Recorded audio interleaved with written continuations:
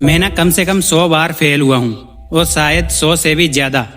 हर बार मैंने सोचा इस बार हो जाएगा, हर बार मैंने पूरी उम्मीद के साथ शुरू किया और हर बार मैं गिर गया। शुरुआत में फेलियर सिर्फ एक एक्सपीरियंस लगता था, लेकिन जब वही चीज बार बार होने लगे तो वो एक्सपीरियंस नहीं रहता, वो फ्रस्ट्रेशन बन जाता है। धीरे धीरे मैं खुद से सवाल करने लगा, क्या मुझ में ही कुछ कमी है? क्या मैं इसके लिए बना ही नहीं हूँ? और ऑनेस्टली ये सवाल आपको अंदर से तोड़ देते हैं, क्योंकि जब दुनिया डाउट करती है तो आप फाइट कर सकते हो, लेकिन जब आप खुद पर डाउट करने लगते हो तो लड़ाई बहुत मुश्किल हो जाती है। मैंने कई बार क्वाइट करने की कोशिश की, मैंने कई बार खुद से कहा बस अब नहीं, लेकिन कुछ दिन बाद में फिर से कोशिश करता। आखिर क्यों?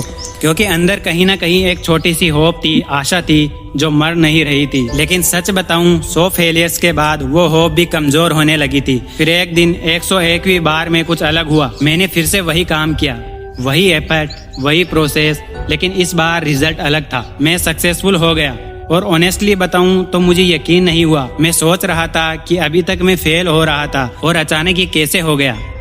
शुरुआत में मुझे लगा ये सिर्फ लक है, लेकिन फिर मैंने पीछे मुड़कर देखा और मुझे एक पैटर्न दिखा। मैं 100 बार फेल नहीं हुआ था, मैं 100 बार सीख रहा था। हर फेलियर मुझे कहीं ना कहीं थोड़ा बेटर बना रहा था, हर मिस्टेक मुझे सही डायरेक्शन के करीब ला रही थी।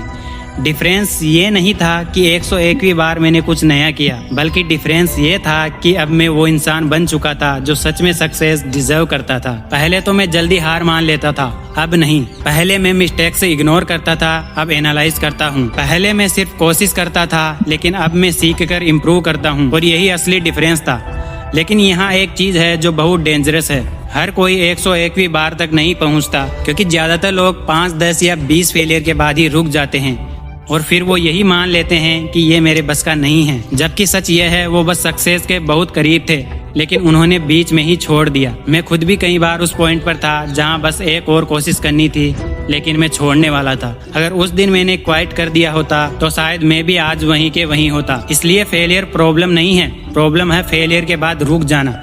लेकिन यहाँ एक और ट्विस्ट है, क्योंकि ब्लाइंडली फेल होना आपको कहीं नहीं ले जाएगा।